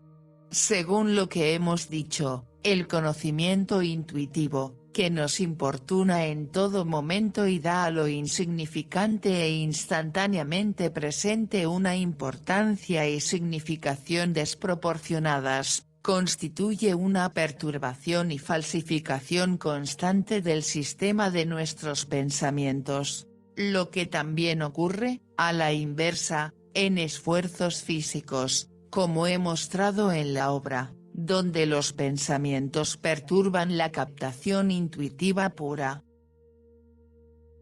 Regla número 34.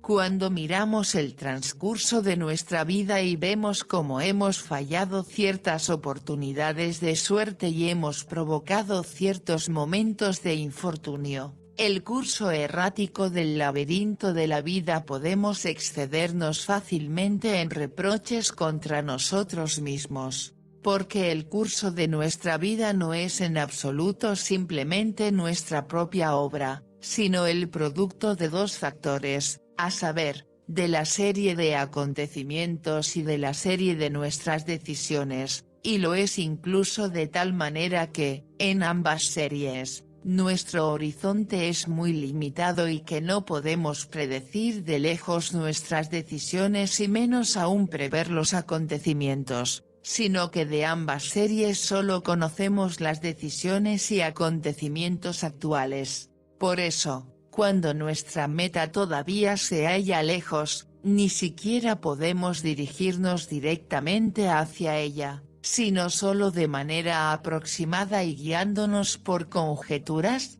es decir, según nos lo indican las circunstancias. Debemos decidirnos en cada instante con la esperanza de acertar de tal manera que nos acercamos a nuestra meta principal. Así, las circunstancias dadas y nuestros propósitos básicos se pueden comparar con fuerzas que tiran en dos direcciones distintas, y la diagonal resultante es el curso de nuestra vida. Regla número 35. Lo que más frecuentemente y casi forzosamente descuidamos y dejamos de tener en cuenta en nuestros planes de vida son las transformaciones que el tiempo mismo opera en nosotros. A ello se debe que a menudo trabajamos en dirección a asuntos que, una vez alcanzados, ya no son adecuados para nosotros, o también que pasamos los años con los trabajos preparatorios para una obra que nos quitan inadvertidamente las fuerzas para la obra misma. Regla número 36. El medio más seguro para no volverse infeliz es no desear llegar a ser muy feliz, es decir, poner las exigencias de placer, posesiones, rango, honores etc. a un nivel muy moderado, porque precisamente la aspiración a la felicidad y la lucha por ella atraen los grandes infortunios, pero esa moderación también es sabia y aconsejable por el mero hecho de que ser infeliz es muy fácil, mientras que ser feliz no solo es difícil, sino del todo imposible. En particular no conviene edificar la felicidad sobre un fundamento muy ancho por medio de muchos requisitos, porque si se sostiene sobre tal fundamento se derrumba con la mayor facilidad, puesto que el edificio de nuestra felicidad se comporta a ese respecto a la inversa de cualquier otro, que se sostiene más firmemente sobre una base amplia. Mantener las exigencias lo más modestas posibles en relación con los propios medios de todo tipo es la manera más segura de evitar las grandes desgracias, pues toda felicidad positiva solo es una quimera, en cambio el dolor es real. Quien escoge la medianía dorada, seguro que sigue alejado de la suciedad de la cabaña corroída, permanece, modesto, lejos del lujo envidiado del palacio principesco, más sacude el viento a la fuerte copa del pino, y en pesada caída se derrumban las altas torres, y los relámpagos golpean las cumbres de las montañas. Horacio. Regla número 37. Como en la vida el sufrimiento predomina y es positivo mientras que los placeres son negativos, aquel que toma la razón como hilo conductor de sus acciones, ponderando en todo lo que enfoca las consecuencias y el futuro, tendrá que aplicar muy a menudo el substine y abstine, y para asegurar la mayor ausencia de dolor para toda la vida tendrá que sacrificar la mayoría de las veces los placeres y las alegrías más intensas. A ello se debe que la razón juega generalmente el papel de un mentor malhumorado que solicita siempre la renuncia sin prometer siquiera algo a cambio que no sea una existencia relativamente libre de sufrimientos. Esto se debe al hecho de que la razón abarca con sus conceptos la totalidad de la vida, y el resultado de esta, en el caso que se puede calcular como más afortunado, no es otro que el antes mencionado. La necedad solo agarra una punta de la vida, y esta puede ser muy placentera. Mayor que. Regla número 38. Cada uno vive en un mundo diferente, y este resulta ser diferente según la diferencia de las cabezas, conforme a esta puede ser pobre, insípido, llano, o bien rico, interesante y significativo. Incluso la diferencia que el destino, las circunstancias y el entorno crean en el mundo de cada uno es menos importante que la primera. Además, esta última puede cambiar en manos del azar, la primera está irrevocablemente determinada por la naturaleza.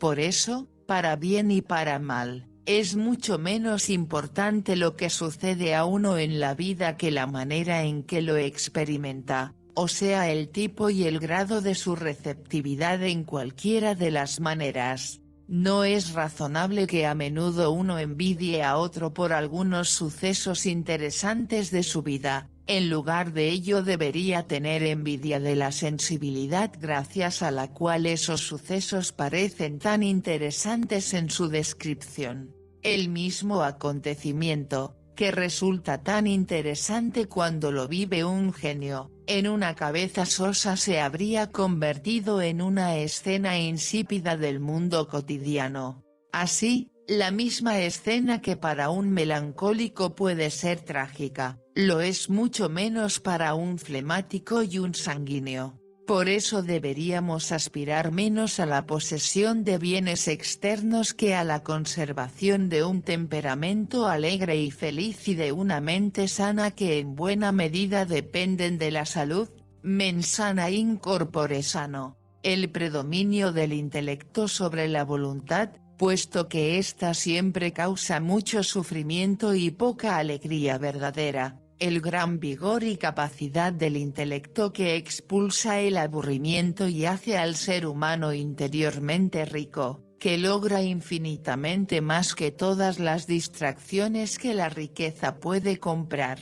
Además, un ánimo contento y razonable. Estas son las cosas que importan mucho.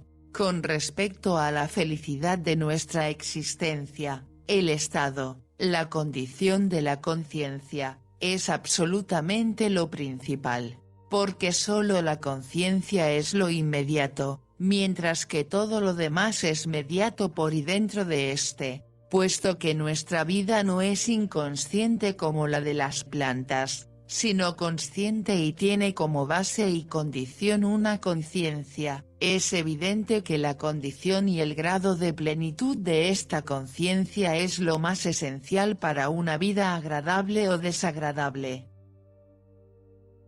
Regla número 39. Ya he dicho, tratado sobre la libertad, que, debido al poder secreto que preside incluso los sucesos más azarosos de nuestra vida, deberíamos acostumbrarnos a considerar todo acontecimiento como necesario, un fatalismo que resulta bastante tranquilizador y que, en el fondo, es correcto. Sin embargo, de la pura ley causal se sigue que verdaderamente posible ha sido solo aquello, como dice correctamente Diodoro Megarico, en mi obra, p. 650, que ha llegado a ser real o que aún está por llegar a ser real, pero el campo de la posibilidad solo aparece en parte tanto más grande que el de la realidad, porque el concepto abarca de un solo golpe toda una infinidad, mientras que el tiempo infinito en el cual aquella se realiza, no puede sernos dado, por lo cual no podemos abarcar todo el campo de la realidad, que es infinito como el tiempo, y por eso nos parece más pequeño. En parte se trata solo de una posibilidad teorética. En concreto, de esta manera, posible es aquello que puede suceder, pero lo que puede suceder sucede con seguridad, pues de no ser así, no puede suceder. La realidad es la conclusión para la cual la posibilidad aporta las premisas. Mayor que, regla número 40.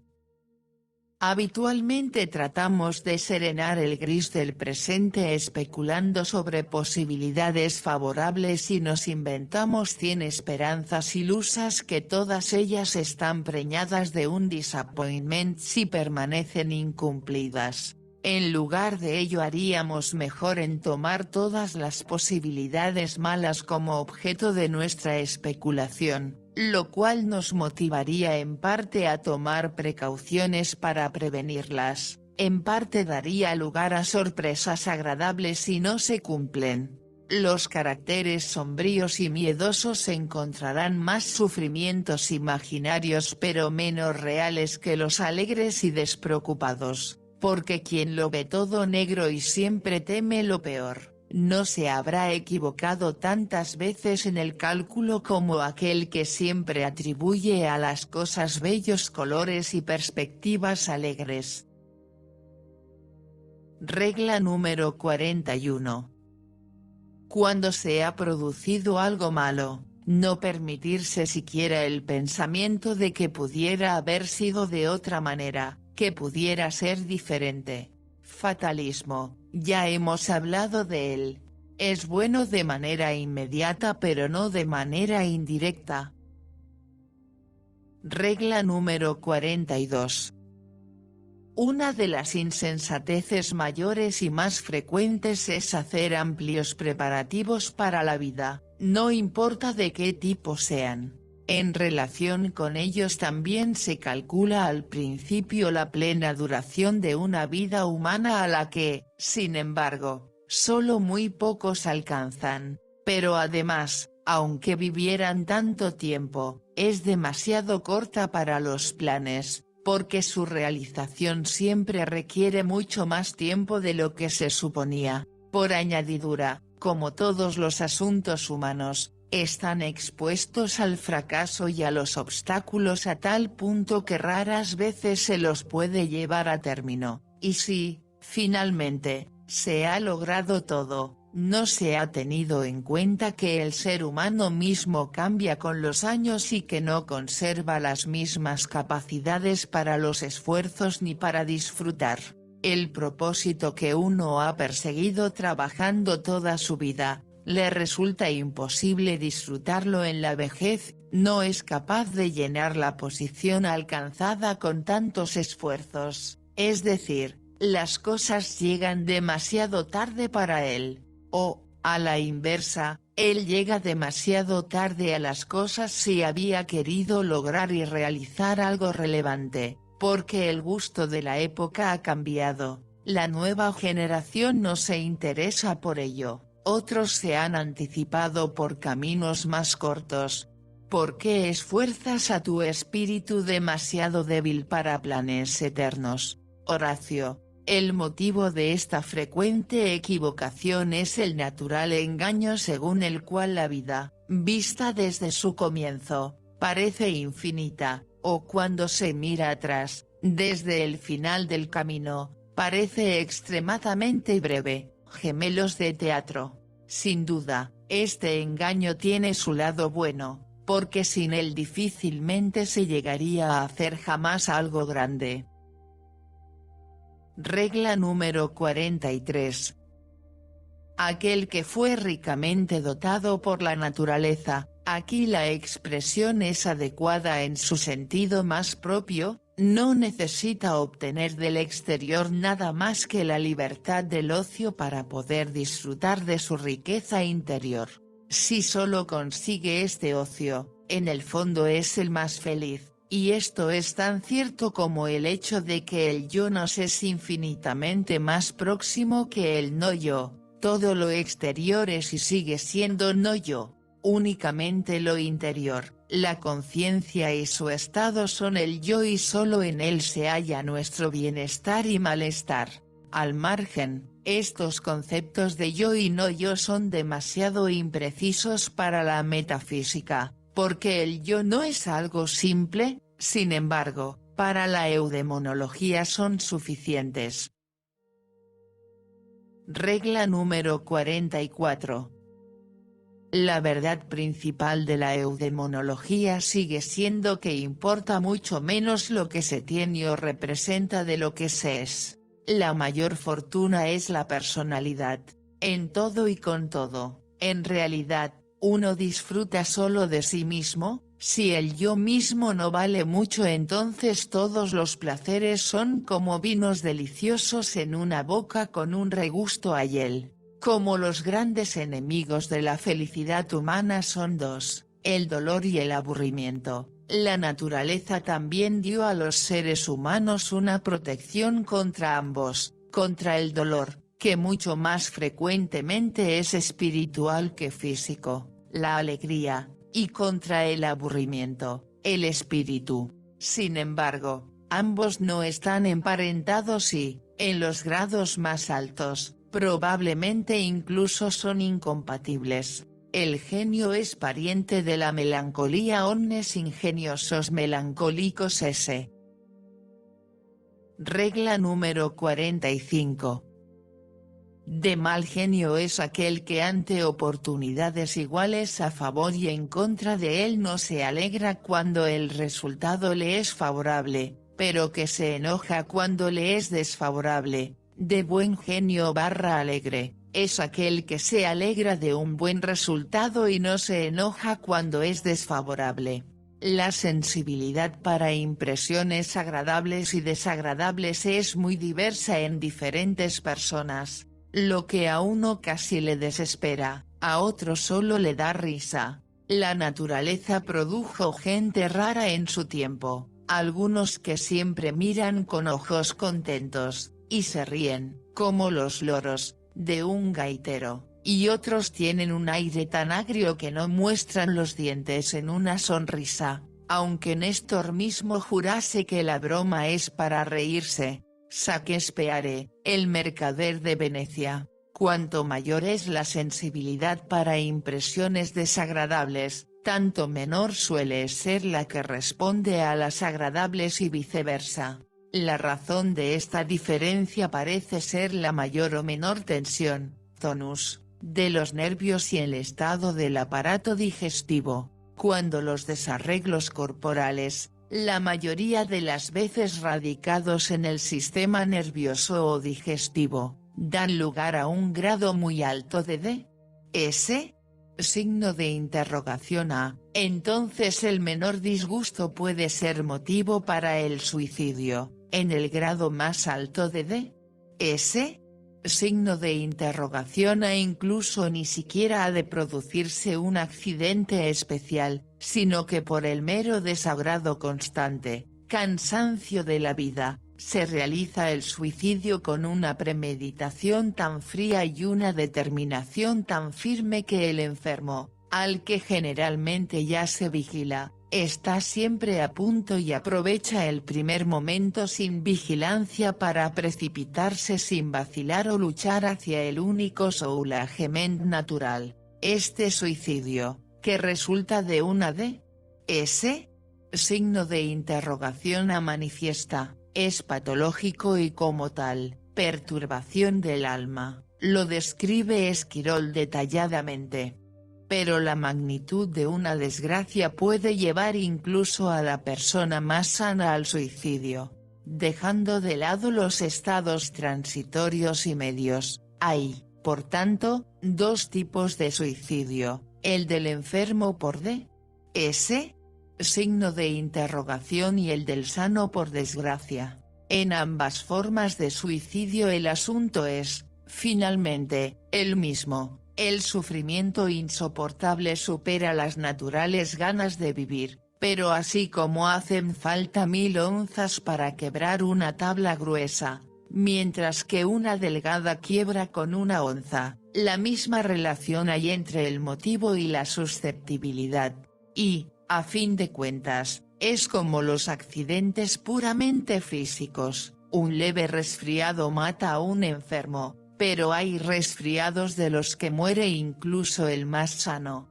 No cabe duda de que el sano, cuando toma esta decisión, ha de luchar mucho más duramente que el enfermo mental, a quien, en el grado más extremo, la decisión no le cuesta casi nada. En cambio, este ha pasado ya anteriormente un largo periodo de sufrimiento hasta llegar a un ánimo tan bajo, Lo que siempre facilita las cosas es que los sufrimientos espirituales nos hacen insensibles para los corporales, lo mismo como a la inversa.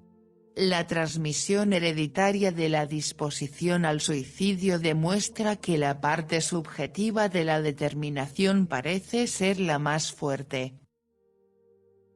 Regla número 46. Aristóteles define la vida filosófica como la más feliz, Ética a Nicómaco. Regla número 47.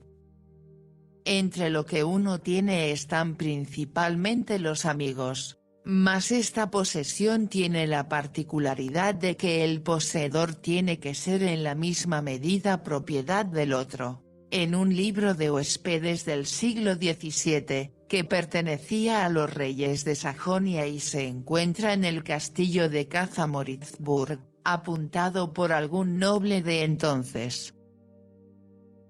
Regla número 48.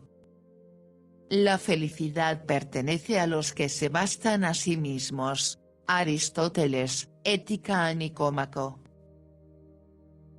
Regla número 49.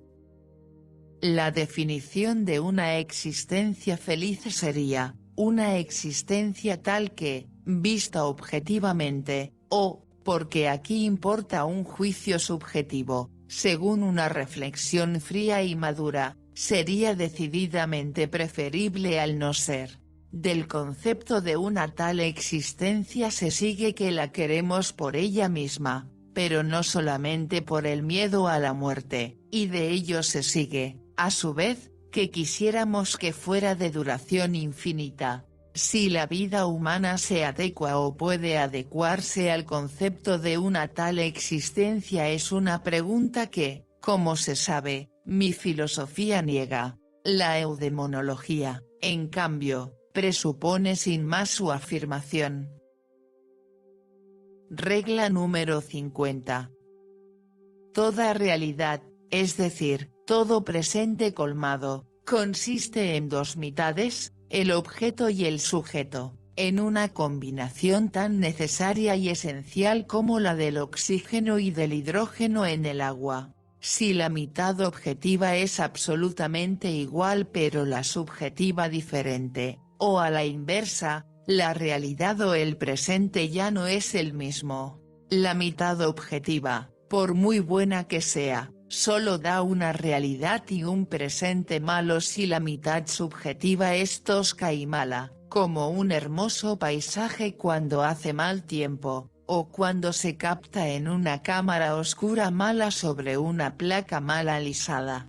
La mitad objetiva se encuentra en manos del destino y es variable. La mitad subjetiva somos nosotros mismos, y esta es esencialmente invariable. De ello se desprende claramente hasta qué punto nuestra felicidad depende de lo que somos, de nuestra individualidad, mientras que la mayoría de las veces solo se tiene en cuenta nuestro destino y aquello que tenemos. El destino puede mejorar, y la persona moderada no le pide mucho, pero un necio no deja de ser un necio y un zoquete grosero será eternamente un zoquete grosero. Aunque en el paraíso estuviera rodeado de huríes, la mayor suerte es la personalidad. Eudemonología. Lo que funda la diferencia en la suerte de los mortales se puede reducir a 3 puntos. 1. Lo que uno es decir, la personalidad en el sentido más lato, donde se incluyen salud, vigor, belleza, carácter moral, espíritu y formación del espíritu. 2. Lo que uno tiene, es decir, sus bienes materiales y posesiones. 3. Lo que uno representa. Esto se constituye de la opinión que otros tienen de uno, del rango y de la reputación. En el número 1 se basa la diferencia entre los seres humanos que dispone la naturaleza, y de ello se desprende ya que será mucho más esencial y radical que las diferencias producidas por las instituciones humanas mencionadas en los números 2 y 3. sin duda alguna, el primer punto es, con mucho, el más esencial para su felicidad o desgracia, porque lo verdaderamente principal, la auténtica existencia del ser humano es a todas luces lo que propiamente sucede en su interior, su bienestar interior, que es el resultado de su sentir, querer y pensar. En un mismo entorno, cada uno vive en un mundo diferente, microcosmos, los mismos procesos exteriores afectan a cada uno de manera diversa, y la diferencia que únicamente surge por medio de esta constitución interior es mucho mayor que aquella que las circunstancias exteriores imponen entre las diversas personas. De manera inmediata cada uno se enfrenta solo a sus representaciones, sentimientos, manifestaciones de la voluntad. Las cosas externas solo tienen una influencia en la medida en que son originadas por aquellas, pero solo en aquellas vive realmente, son las que hacen su vida feliz o infeliz. Un temperamento alegre que resulta de una salud perfecta y de una feliz organización, un espíritu claro, vivo, penetrante y de comprensión vigorosa, una voluntad moderada y suave son ventajas que ni rango ni riqueza pueden sustituir. Lo subjetivo es mucho más esencial que lo objetivo, constituye 9/10 con respecto al placer. Esto es válido desde el proverbio el hambre es el mejor cocinero hasta el nivel del genio o del santo. Al anciano le deja indiferente la muchacha que para el joven es el summum bonum. Puesto que todo lo que existe y sucede para el ser humano solo existe inmediatamente en su conciencia y sucede en esta, al parecer lo más esencial es la consistencia de la conciencia misma y esta misma importa mucho más que las configuraciones que se producen en ella. Todos los lujos y placeres representados en la conciencia apagada de un necio son pobres frente a la conciencia de Cervantes cuando escribió el Don Quijote en una cárcel incómoda. Lo que uno tiene por sí mismo, lo que le acompaña en la soledad sin que nadie se lo pueda dar o quitar, esto es mucho más importante que todo lo que posee o lo que es a los ojos de otros. Una persona llena de espíritu se entretiene a la perfección en la soledad más absoluta con sus propios pensamientos y fantasías, mientras que una persona con el espíritu romo siente aburrimiento a pesar de constantes distracciones de teatro, fiestas y excursiones. Un carácter bueno, moderado y suave puede estar contento con circunstancias muy modestas, en cambio, un carácter malo, ávido, envidioso no lo está por muy rico que sea. Goethe dice con razón en el diván, la mayor suerte es la personalidad. Desde fuera se puede influir mucho menos en las personas de lo que se cree. ¿Cuántos placeres no resultan totalmente superfluos e incluso molestos e importunos a quien disfruta siempre del placer de una individualidad extraordinaria?